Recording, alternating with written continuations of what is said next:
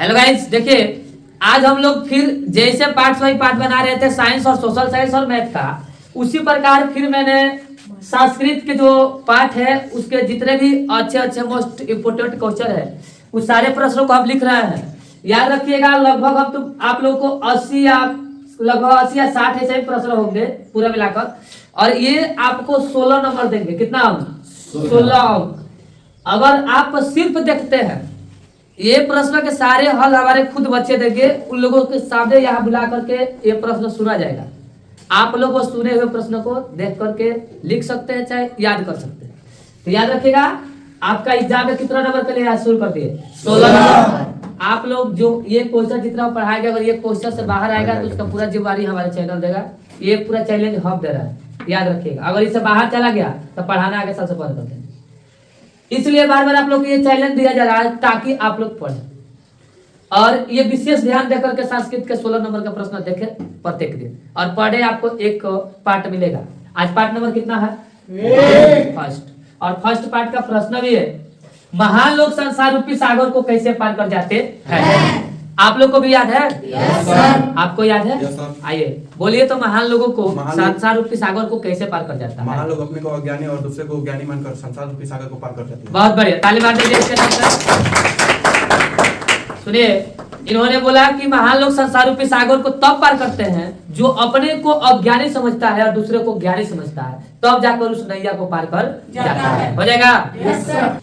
देखिए, अभी आपके सामने एक प्रश्न था। प्रश्न नंबर अब कितना हो गया? 2। और ध्यान से देखिएगा, नदी और विद्वान में क्या समानता होता है? आप लोग को याद है? आपको याद है? Yes sir. आइए बोलिए तो, नदी और विद्वान में क्या समानता है? जिस तरह नदियाँ अपने नाम और रूप को छोड़कर समुद्र में मिल जाती है, उसी प्रकार विद्वान व्यक्ति अपने नाम और रूप को छोड़कर किसी द्रव्य श्रेष्ठ महान व्यक्ति को धारण कर लेते हैं। बहुत बढ़िया,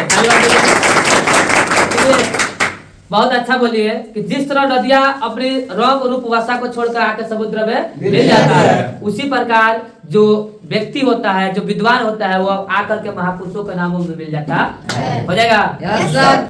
देखिए, अब आप लोग के सामने प्रश्न नंबर 3 आया, और प्रश्न नंबर 3 है, आत्मा के स्वरूप कैसे होते हैं और ये कहाँ पाए जाते हैं? याद है आप लोग को? Yes sir. आपको याद है? Yes sir. आइएगा, आप प्रश्न का आंसर बोलिए कि आत्मा का स्वरूप कैसा होता है और यह कहाँ पाया जाता है?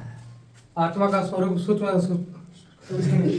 सुनिए, देखिए, इनके कहने का मतलब है कि बोलने की जैसे नहीं होता कि कोई एक वर्ड आ जाता है तो आदमी लभरिया आ जाता है, तो लभरिया आइए वर्ड। आत्मा का स्वरूप सूक्ष्म से माने छोटा से छोटा और बड़ा से बड़ा और विशाल से विशाल हो सकता है। ये मानव के हृदय रूपी गुफिकाओं में पाए जाते हैं, चाहे बंद रहता है। हो जाएगा? और 4 नंबर प्रश्न क्या बोल रहा है? देखिए, भारत महिमा पाठ किन किन पुराणों से संकलित है?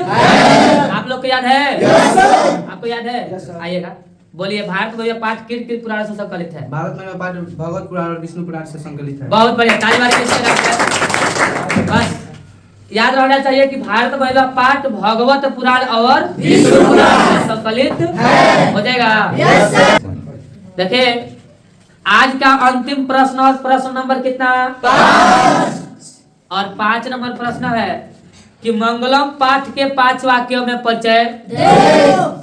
आप लोग को याद है? आपको याद है? आइएगा, बोलिए तो। इसमें पाठ मंत्र होते हैं, यह उपनिषद वेदों से संबंधित है, यह सत्य को ले जाता है, यह मंगलम पाठ पठनीय है, इसमें बड़ी श्रद्धा उत्पन्न होती है। बहुत बढ़िया, ताली मार दीजिए इसके नाम पर। सुनिएगा, मंगलम पाठ का जो 5 वाक्य में परिचय देना था, यानी कि 5 गो सेंटेंस ही हमको लिखना था, जिसमें से पहला सेंटेंस क्या था कि इसमें 5 गो तो इस प्रकार आप बोल सकते हैं सब? Yes sir. हो जाएगा? Yes sir. आज मेरा पाठ नंबर कितना समाप्त हो गया? और वीडियो अच्छा लगेगा तो लाइक कीजिएगा, सब्सक्राइब कीजिएगा, बेल आइकन दबाना मत भूलिएगा। Thanks for watching video.